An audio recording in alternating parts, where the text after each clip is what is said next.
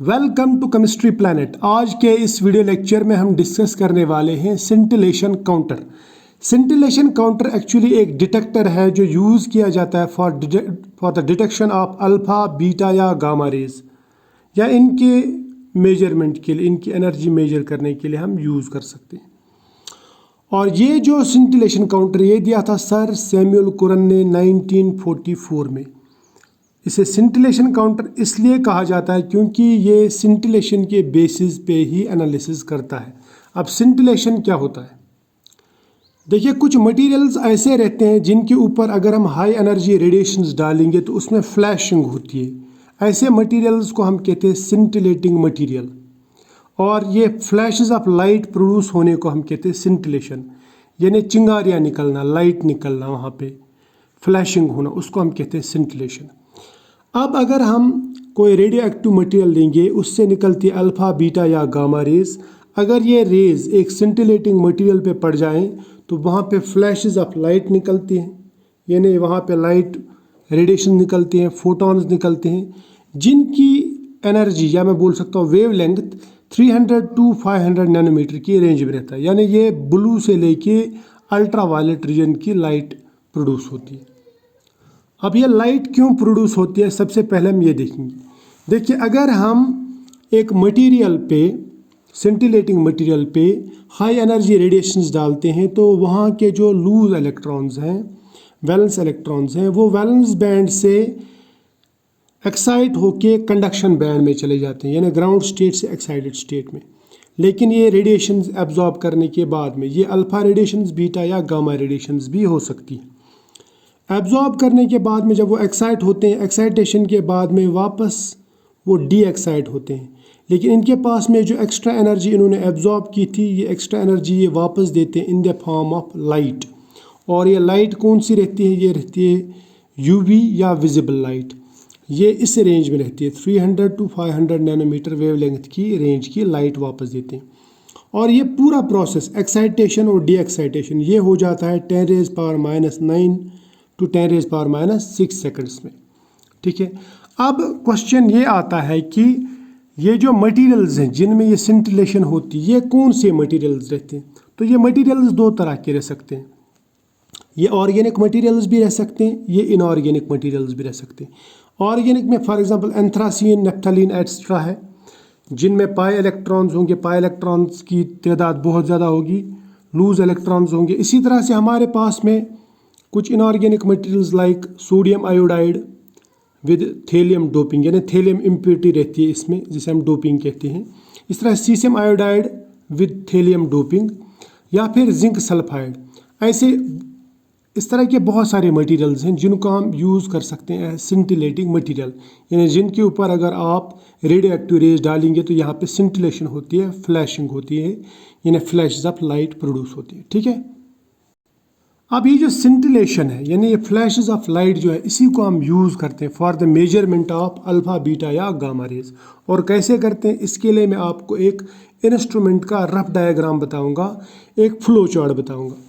देखिए, मान लीजिए यहाँ पे ये सोर्स है, सोर्स यानी रेडियो एक्टिव मटीरियल।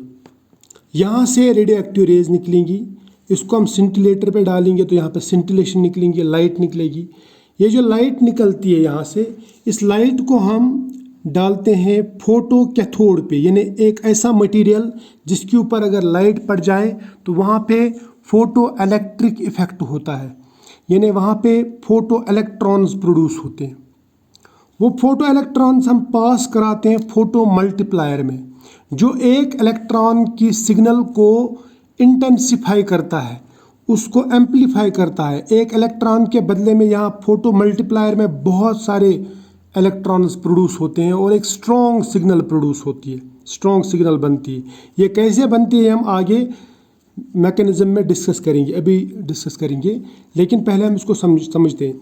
अब यहाँ पे जो सिग्नल प्रोड्यूस हो गई, तो इस सिग्नल को हम पास करते हैं मल्टी चैनल एनालाइजर में। जो मल्टी चैनल एनालाइजर डिस्टिंग्विश करता है कि अलग अलग एनर्जी के सिग्नल्स को अलग अलग चैनल्स के थ्रू पास करे, यानी ये एनर्जीज को मिक्स नहीं होने देता। ज़्यादा एनर्जी अलग, कम एनर्जी अलग होगी। उसके बाद में ये सिग्नल पास की जाती है काउंटर की तरफ, जो काउंट करता है कि कितने यहाँ पे रेडिएशंस आ गए या कितने सिग्नल्स आ गए। उसके बाद में रिकॉर्डर हमें दिखाता है कि सिग्नल्स की इंटेंसिटी और सिग्नल्स का काउंट कितना है। ठीक है, तो ये हमें इस इंस्ट्रूमेंट में मिल जाता है। अब इस इंस्ट्रूमेंट को थोड़ा सा डिटेल में हम यहाँ पे देखेंगे। देखिए होता कैसे, ये मान लीजिए यहाँ पे एक लाइट, ये रेडियो एक्टिव मटीरियल है, यहाँ से रेडिएशन आ गई। रेडिएशन आने के बाद में सिंटिलेटिंग मटीरियल में पास हो गई। सिंटिलेटिंग मटीरियल में जब आया तो इसने मान लीजिए एक सिंटिलेटिंग मॉलिक्यूल या सिंटिलेटिंग आयन के साथ में टकराया और यहाँ पे फ्लैश ऑफ लाइट प्रोड्यूस हो गई, यानी फोटोन प्रोड्यूस हो गया। ये फोटोन पास होते हैं टुवर्ड्स दिस फोटो कैथोड, जो हमने एक एक्सटर्नल बैटरी के ज़रिए से नेगेटिव इलेक्ट्रोड यानी कैथोड के साथ में जोड़ दिया, यानी इसका चार्ज नेगेटिव रहता है।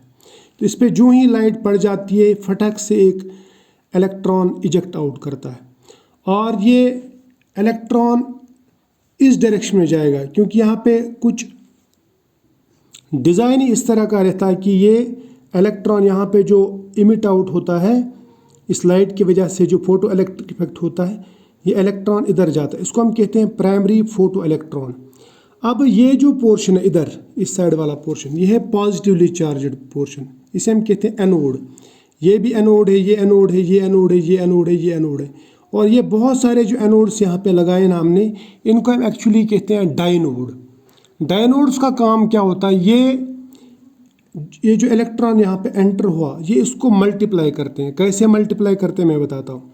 मान लीजिए इसका चार्ज है पॉजिटिव चार्ज, जब ये इलेक्ट्रॉन इसके साथ टकराएगा तो इस इलेक्ट्रॉन के टकराने से यहाँ पे एक तो ये इलेक्ट्रॉन और दूसरा कुछ और एक्स्ट्रा इलेक्ट्रॉन्स यहाँ पे इजेक्ट होंगे, क्योंकि ये जो डायनोड है ये बना रहता है सीसियम एंटीमनी अलॉय कोटिंग का, यानी इस पे हम कोटिंग करा देते हैं सीसियम एंटीमनी अलॉय, जिस पे इजीली फोटो इलेक्ट्रिक इफेक्ट हो जाता है, यानी जिससे इजीली इलेक्ट्रॉन निकलता है। एक इलेक्ट्रॉन आया, इसने अपने साथ में 2-3 इलेक्ट्रॉन और निकाल दिए, ये इलेक्ट्रॉन इधर टकराएंगे, यहाँ से फिर से कुछ मान लीजिए 3 इलेक्ट्रॉन आ गए तो 9 इलेक्ट्रॉन यहाँ से बाहर निकलेंगे। यहाँ पे 9 इलेक्ट्रॉन टकराएंगे, मान लीजिए यहाँ पे 27 इलेक्ट्रॉन निकल गए, 27 इलेक्ट्रॉन इस पर टकराए तो यहाँ से मान लीजिए 200 इलेक्ट्रॉन यहाँ निकल गए। तो एक इलेक्ट्रॉन के बदले में यहाँ पे इलेक्ट्रॉन का एक कैटास्ट्रॉफी आ जाता है, या मैं इसको हम कह सकते हैं कि इलेक्ट्रॉन्स का एक तूफान प्रोड्यूस होता है, जो इस लास्ट पे इस एनोड की तरफ पहुँच जाता है। एनोड पे पहुँचने के बाद में यहाँ पे अलग अलग इलेक्ट्रॉन्स के सिग्नल को ये मल्टी चैनल एनालाइज़र अलग अलग डिस्क्रिमिनेट करता है, अलग अलग चैनल्स के थ्रू पास करता है डिपेंडिंग ऑन देयर एनर्जी, और हमें ये पता चलता है कि कौन सा पार्टिकल यहाँ पे एंटर हुआ, उसकी एनर्जी कितनी थी और उसकी इंटेंसिटी यानी उसका नंबर कितना था पर यूनिट टाइम।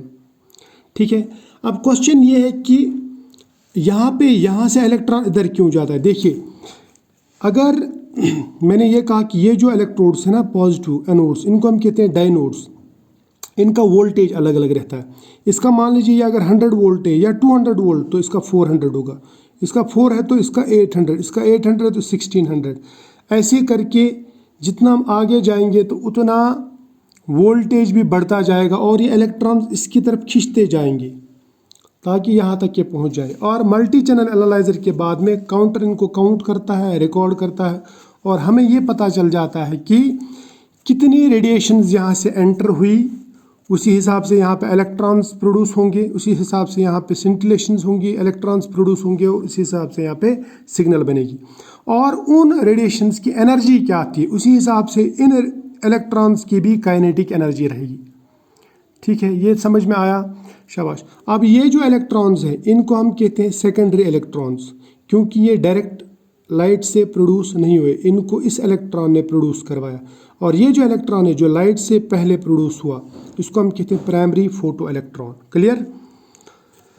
अब ये जो ट्यूब है जिसने इन इलेक्ट्रॉन्स को मल्टीप्लाई किया, इसको हम कहते हैं फोटो मल्टीप्लायर ट्यूब, और ये एक इलेक्ट्रॉन की सिग्नल को 10⁻⁶ to 10⁸ टाइम्स मल्टीप्लाई कर देता है। ये बात याद रखना। अब ये था फोटो मल्टीप्लाई ट्यूब। अब इसके मेरिट्स क्या है, देखो पहला मेरिट ये है कि it can count faster than Geiger Muller counter. Geiger Muller counter के कंपैरिजन में ये बहुत फास्ट काम करता है। और दूसरा, it can detect the nature of particle whose time of arrival is separated by even less than 10⁻⁻6 seconds. यानी ये फ़र्क कर सकता है पार्टिकल, चाहे उनमें टाइम ऑफ अराइवल यानी पहुंचने का टाइम कितना भी कम हो, यानी उसमें टाइम डिफरेंस कितना भी कम हो। और ये intensity of individual radiation measure कर सकता है, या डिफ्रेंशिएट कर सकता है कि कौन सा पार्टिकल एंटर हुआ, अल्फा पार्टिकल था, बीटा पार्टिकल था या गामा पार्टिकल था, उनकी एनर्जी कितनी थी और उनकी इंटेंसिटी यानी उनकी क्वांटिटी, एंटर होने वाले पार्टिकल्स की क्वांटिटी कितनी थी। और एग्जाम्पल के तौर पे मैं बोल सकता हूँ, सपोज जिंक सल्फाइड है, वो सिर्फ अल्फा पार्टिकल की वजह से उसमें सिंटिलेशन हो जाती है, जबकि सोडियम आयोडाइड गामा रेज की वजह से उसमें सिंटिलेशन हो जाती है, यानी गामा रेज को डिटेक्ट कर सकता है, और सीशियम आयोडाइड बीटा रेज को डिटेक्ट कर सकता है। तो इस तरह से अलग अलग सेंटिलेटिंग मटेरियल अलग अलग रेडिएशंस को डिटेक्ट कर सकता है। आई होप ये आपको पसंद आया होगा, समझ में आया होगा। अगर आपको अच्छा लगा तो लाइक ज़रूर करना, शेयर करना दोस्तों के साथ में, और मुझे कमेंट्स में बताना कि ये लेक्चर कैसा था।